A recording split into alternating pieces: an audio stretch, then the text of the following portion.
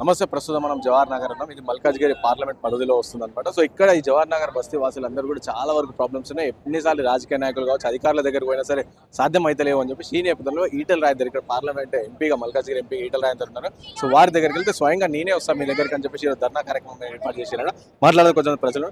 So చెప్పండి, మీ పేరు ఇక్కడ ఎప్పటి నుంచి ఉంటారు? మేము గత 30 సంవత్సరాల నుంచి ఇక్కడనే ఉంటున్నాము. 30 సంవత్సరాల నుంచి ఇక్కడనే ఉంటున్నాము. అందరం మేము చాలా ఫ్యామిలీ మొత్తం ఇక్కడనే ఉంటాం అందరం. ఏం చేస్తుంటారు? మేము ఇక్కడ చిన్న చిన్న మామూలుగా చేస్తుంటాం అన్నట్టు. సొంత ఇల్లు ఉందా ఇక్కడ? సొంత ఇల్లు ఉన్నది. అంటే సమస్య ఇప్పుడు మా బస్సులు అన్న రోడ్లు లేవు, మొత్తము ఏది మోరీలు లేవు, రోడ్లు లేవు, ఏవి లేవు. మంచినీళ్ళు కూడా వస్తున్నాయి కానీ అది మన అవి కట్టుకోవాలి, చాలా రిస్క్ ఉంది. అప్పటి నుంచి ఇట్లనే ఉన్నది. మా గల్లీలో అన్నది బండ్లు కూడా రావు, అంత దారుణంగా ఉంది.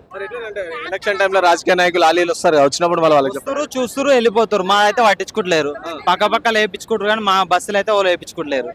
వాళ్ళు చూస్తారు వెళ్ళిపోతారు అంతే. జవహర్ నగర్ ఎందుకు అట్లా ఉంది? జవహర్ నగర్ లో ఎందుకు డెవలప్మెంట్ చేస్తారు? బయట తినే వాళ్ళు ఎక్కువ ఉన్నారు, మనకు అన్నది చూస్తారు కానీ వాళ్ళు వేయించి పోతలేరు. అట్లా వస్తున్నాం కదా, వచ్చినాం కాబట్టి మనం ఏందో మనం చెప్పినాము, మన పట్టించుకుంటాడని మనకు ఒక నమ్మకంతో ఇక్కడికి వచ్చినాం. నమ్మకం ఉన్నాయి కాబట్టి అవును, అట్లానే వచ్చినాము. మన బస్సు మొత్తం దారుణంగా ఉంది కాబట్టి చెప్పనీకే వచ్చినాం అన్నట్టు. మనం అందరం వచ్చినాము, మన బస్సు వాళ్ళు అందరు వచ్చారు చెప్పనీకే. అట్లా అయితే అనుకుంటున్నాం.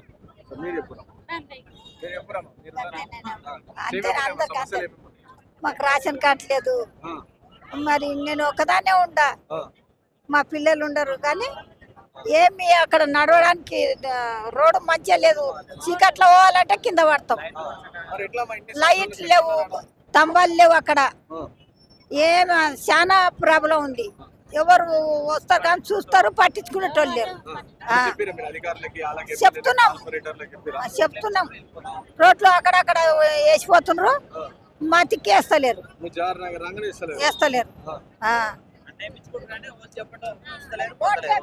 నేర్పించుకుంటారు, ఏమీ చేస్తలేరు. మాకు అంత కష్టం ఉంది, ఇబ్బంది ఉంది, చీకటి అవుతుందంటే అసలు డైనీస్ లేదు. ఇండ్ల ముందర గుంతలు తొక్కుంటే వాటర్ ఎత్తిపోయాలంటే ఏడ వచ్చినా మళ్ళీ లొల్లుళ్ళు అవుతున్నాయి, కొట్లాటలు అవుతున్నాయి. అట్లా ఉంటే చెయ్యాలనే కావాలనే వచ్చినాం. అట్లా ఆ నమ్మకం ఉన్నే వచ్చినాం. అది ప్రాబ్లం ఉంది, రోడ్ గురించి ప్రాబ్లం ఉంది. ఇప్పుడు ఎట్లా ఉందంటే మన బస్సులో ఎవరు పైసా ఇస్తే వాళ్ళతో మాట్లాడేటోళ్ళు, మన దగ్గర పైసా లేదు. మా ఫ్యామిలీ పెద్దగా ఉంది, ఏదైనా చేయాలంటే మేము పుట్టుకోటి పొద్దున పోయి సాయంత్రం వస్తాం. మేము మాకు పట్టించుకుంటే ఎవరు లేరు, వస్తారు వాళ్ళు ఓట్లు వేసుకుంటారు వెళ్ళిపోతారు.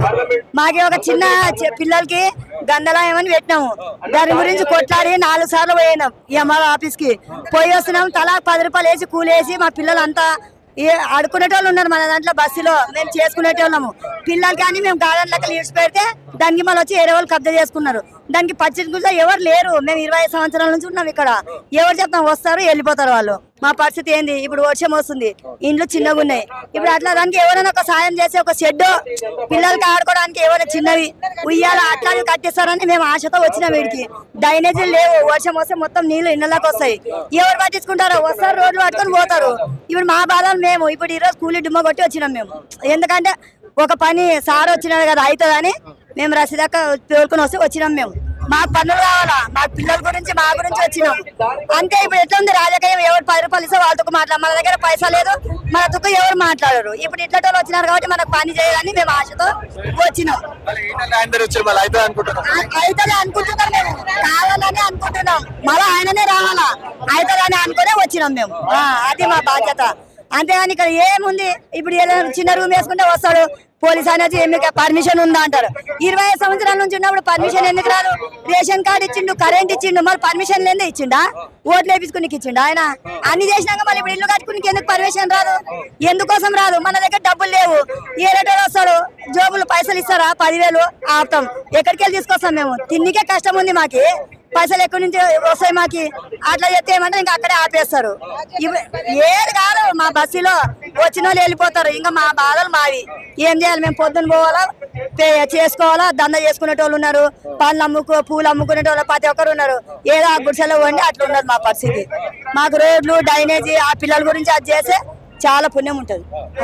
ఇప్పుడు ఈటల రాజేందర్ డైరెక్ట్ మీ దగ్గరికి వచ్చి చేస్తా అని చెప్తున్నారు. అధికారులతో నమ్మకం ఉన్నాయి వచ్చినాము. అలా ఇంతమంది వచ్చిపోయినారు, నమ్మకం ఉందే ఇప్పుడు వచ్చినాము.